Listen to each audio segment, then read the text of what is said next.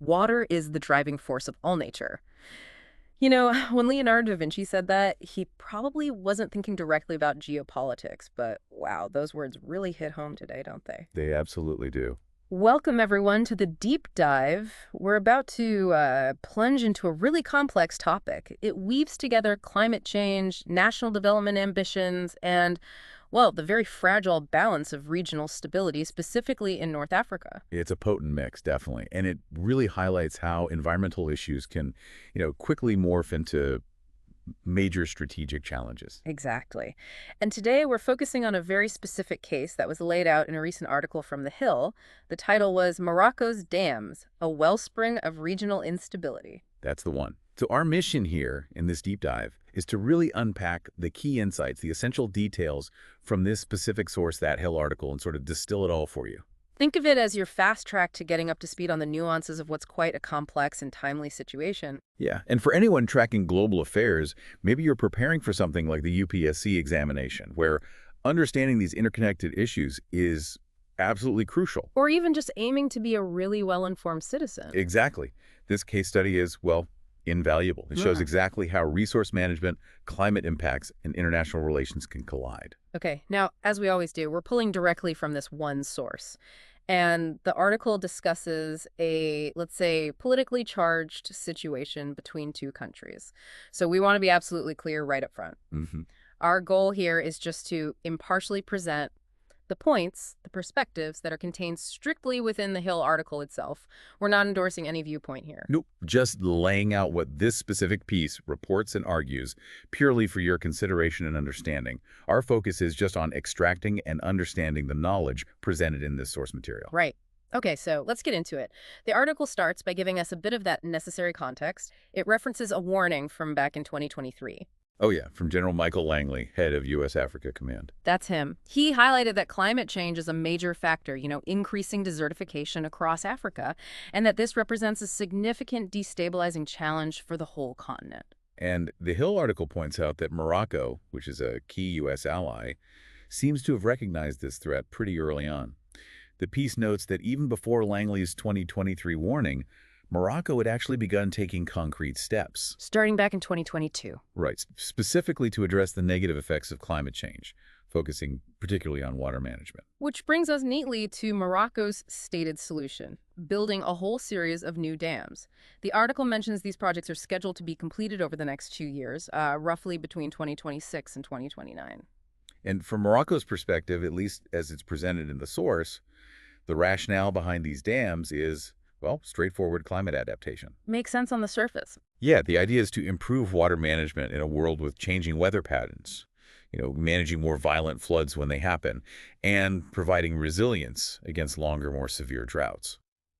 The stated goal is clearly about mitigating risks to Morocco's domestic stability. Okay, so that's the plan and the reasoning from Morocco's side, according to the article. But here's where the Hill piece really pivots and presents its core argument.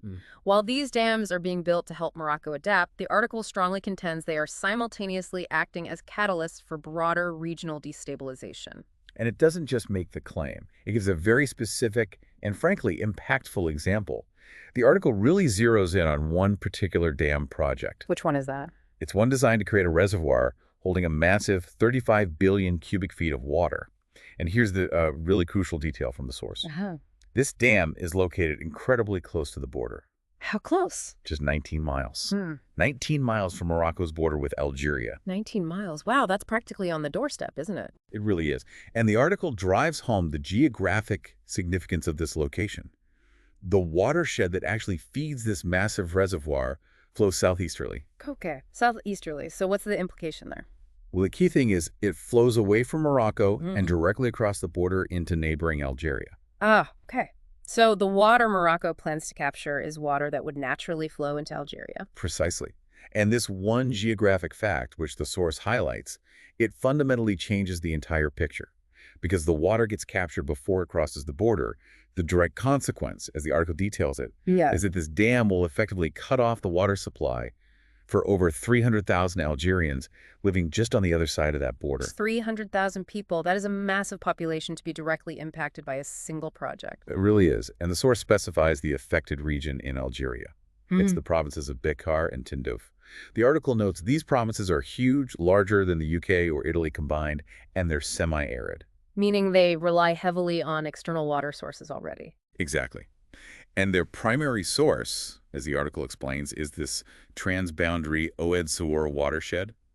This whole system is formed by two rivers, the Oued Saoura and the Oued Saoura, which actually originate way up in Morocco's Atlas Mountains and then flow east into Algeria. So it sounds like these Algerian provinces are critically dependent on that Saoura water for pretty much everything. For everything, yeah. Drinking water, obviously, keeping their agriculture viable, supporting local industry. It's absolutely essential for sustaining life and any kind of development in that dry environment. And the article takes an even closer look at Bechar city, right? Which is only about 37 miles from the border. It does. And it stresses, it's important to understand, as the source emphasizes, that Bechar isn't just some small, scrappy Saharan outpost. It's described as a surprisingly well-developed regional hub. Really? What kind of details does the article give? It paints quite a vivid picture, actually. Talks about the seasonal Oued Bechar River flowing through the town, lined with palm trees. It mentions a brand new university there. A university? Yeah, with 15,000 students studying everything from medicine and biology to physics and political science, complete with fountains.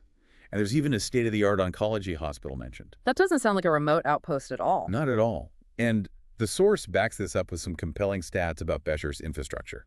Like, almost all households, 98%, have running water. 98%? That's impressive. And every single household has electricity, gas, and internet access. So what's the threat then, according to the article? The threat, plain and simple, is that Morocco's dams, by blocking the flow of that Saoura watershed, put all of this development, all this infrastructure at risk. So the city's infrastructure, its signs of progress, the population's access to vital resources, the source argues it's all potentially undermined? That's the core argument, yes. The article also touches on Algeria's response, including what happened on the academic front. Apparently, back in April, the University of Bechar hosted a conference focusing specifically on water resource management, and particularly the idea of equitable usage of shared resources. Very relevant. Who attended? What came out of it? Well, the source mentions specialists and experts, not just from Algerian universities, but international institutions too. They presented studies on what the article calls the calamitous effects that Morocco's dams are projected to have on Algerian communities. Calamitous effects. Strong wording. It is. And they also shared case studies, apparently, of how other cross-border water crises have been successfully resolved elsewhere in the world. Sort of looking for positive examples, maybe. Right. So this specific dispute, the article frames it as part of a bigger picture. Exactly. The Hill article frames it as part of a larger and frankly worrying global trend. The source notes that climate change isn't just causing desertification. It's also, exacerbating water conflicts all over the world. Yeah, I can see that. It makes sense. Does the article give other examples? It does. It mentions other regions facing similar tensions over shared water, like the disputes over the Tigris and Euphrates rivers involving Turkey and Iraq. Classic example. The ongoing situation on the Nile with Ethiopia and Egypt, and of course the long-standing issues around the Indus River between India and Pakistan. So this Morocco-Algeria situation isn't unique in principle, even if the details are specific. Not unique at all in principle. And in many of these cross-border water situations globally, the typical approach, or at least the ideal approach, is to try and find some kind of negotiated solution based on equitable water sharing. And isn't there an international framework for this? The article mentions something. Yes, it points out the United Nations 1992 Water Convention. Okay, and what does that convention say, according to the source? According to the source, it basically establishes an obligation for countries that share transboundary water resources. They're meant to use transboundary waters in a reasonable and equitable way. Reasonable and equitable. Sounds good on paper. It does. The whole idea behind negotiations is to reach a mutually acceptable compromise. Although, as the article rightly notes, these processes are often incredibly protracted and fraught with difficulty. So how does the Algeria-Morocco situation, as described in the article, actually stack up against this international ideal of negotiation and compromise? Well, the assessment in the Hill article is pretty stark. It says they are, quote, a long way from any compromise. A long way? Precisely. The article highlights that Morocco is just proceeding unilaterally with its dam construction strategy. The source states This will have significant negative impacts on Algeria, accelerating desertification in the Sahara, potentially leading to the internal displacement of hundreds of thousands of Algerians. And you mentioned the lack of compromise. What's the fundamental barrier there, according to the article? This is absolutely critical, and the article identifies it clearly. Mm. There are currently no diplomatic ties whatsoever between Algeria and Morocco. No diplomatic ties at all. None. Which means there's simply no formal channels, no established lines of communication to even begin negotiating that equitable transboundary water usage that international frameworks like the UN Water Convention call for. Wow. That lack of diplomacy just dramatically raises the stakes, doesn't it? Limits all the options for peaceful resolution. It really does. Which brings us back to Bechar again. But this source adds another, quite serious layer here, right? It does indeed. As the article details, Bechar isn't just this developing city facing a water crisis, it's also a major military center. It's home to Algeria's third military region. A major military base near the border. Very major. The description from the article emphasizes this scale. A base stretching for miles on the southwestern edge of the city, equipped with an airfield, a hospital, barracks, a school, even recreational facilities like a playground and a pool. It's substantial. And the article mentions recent activity there. Very recent and very pointed activity. Just this past May, Algeria's Army Chief of Staff personally oversaw a large live-fire military exercise right there, involving forces from that third military region. Live fire exercises, what kind of hardware was involved? The source describes a pretty impressive display of capability. Tanks, drones, mobile rocket systems, fighter jets, attack helicopters, shoulder-launched missiles, and even a mock ground assault simulation. Okay, and where exactly did all this military flexing take place? Get this. The article notes it was all conducted within 30 miles of the Moroccan border. 30 miles. And only about 60 miles from where Morocco's dams are being constructed. The proximity is notable. To say the least. Does the article give any context on the military balance between the two? It does provide some crucial context there. It highlights that Algeria's estimated 2025 defense budget, around $25 billion, is the largest in Africa, and nearly double Morocco's defense budget. Double. Okay, that's significant context. So how does Algeria view this whole dam situation, according to the source? Is it just about water? From Algeria's perspective, according to the Hill article, the disruption of the Oued Saoura watershed caused by these dams isn't just an environmental issue or a resource management problem. It's viewed, as the article explicitly states, as a direct violation of Algeria's sovereignty. A violation of sovereignty.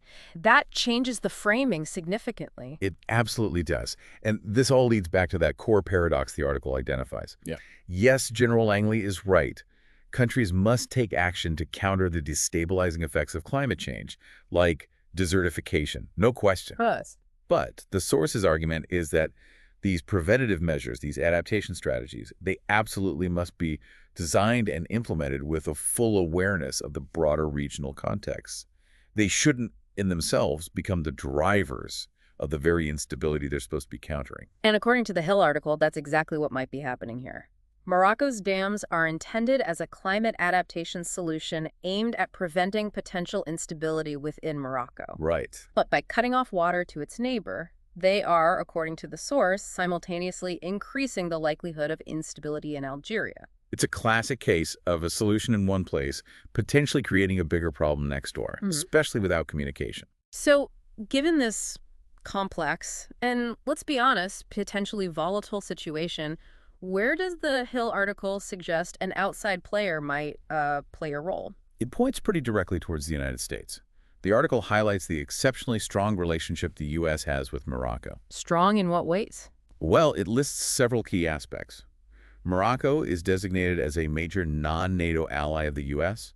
It's one of only 4 Arab countries that has a free trade agreement with the United States. Okay, those are significant ties. And it's also a signatory to the Abraham Accords.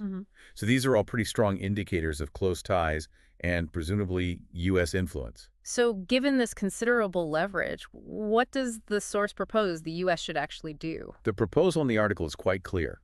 The U.S. should actively use its influence with Morocco. To what end? The objective, as suggested in the article, would be to encourage Morocco to actually engage with Algeria, to sit down and reach some kind of agreement for the cooperative and equitable management of their shared transboundary water resources.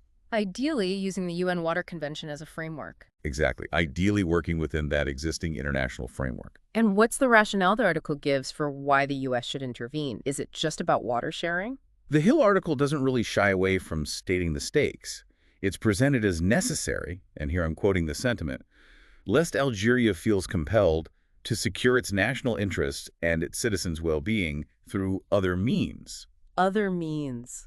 Wow. That phrase, especially when you consider it alongside the description of Algeria's recent military exercises so close to the border, that's certainly a potent warning highlighted by the source, isn't it? It absolutely underscores the article's deep concern about the potential for this water dispute to escalate, perhaps significantly, if diplomatic solutions remain completely off the table. Okay, so let's just quickly recap the key takeaways from this deep dive into the Hill article for everyone listening. We've unpacked Morocco's large-scale climate adaptation project, these dams. hmm And we've seen how the article argues this project, while perhaps well-intentioned domestically, has significant, potentially destabilizing regional consequences for Algeria by cutting off vital transboundary water.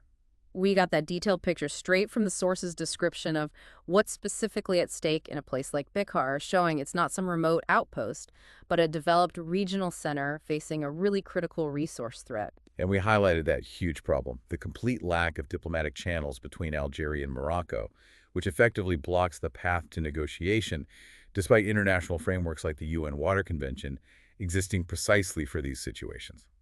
Then there was the concerning military dimension Algeria's capabilities. Those recent exercises positioned strategically close to the border and the dams. And finally, we looked at the article's proposal for the United States. Yeah, leveraging its unique influence with Morocco to actively encourage negotiation and cooperative management. Understanding this specific situation, as the Hill presented it, is really valuable, we think, for you listening, especially if you're tracking current events for something like the UPSC mains exam, which demands analyzing these complex geopolitical issues driven by climate, resources, international relations. This is just a prime example. Absolutely. But it's also just crucial information for any well-informed citizen, helping you grasp how these big global challenges actually play out on the ground, affecting real people in real places. This deep dive hopefully gives you that shortcut to understanding these interconnected factors based specifically on what the Hill article reported. It really does. And this whole situation, it just lays bare a really complex dilemma that more and more nations might face, right? It raises a crucial question for us all to consider, building directly on what this article has shown. In a world where climate change demands urgent action, how do nations balance their, sovereign right to protect their own populations and resources with the potential cross-border consequences of those actions, especially when the diplomatic bridges between neighbors are completely broken? That's a huge question. Or maybe thinking about the military posturing and the total lack of talks described in the article. What does this specific case study really tell us about the immense real-world challenges of actually applying international laws, like that UN Water Convention, when the fundamental bilateral relationship has totally broken down? Really powerful questions to ponder. Thank you so much for joining us on this deep dive today. If this discussion sparked any thoughts, questions, or maybe connections to other things you've read, please do let us know in the comments below. Yeah, your engagement really helps shape this series and makes it more valuable for everyone listening. We appreciate it. And of course, to make sure you stay well informed on other critical global topics, distilled directly from important source materials like this one, please take just a moment to like and subscribe to the Deep Dive series. It helps us keep bringing these analyses to you. Until our next deep dive, keep exploring, keep questioning, and keep learning.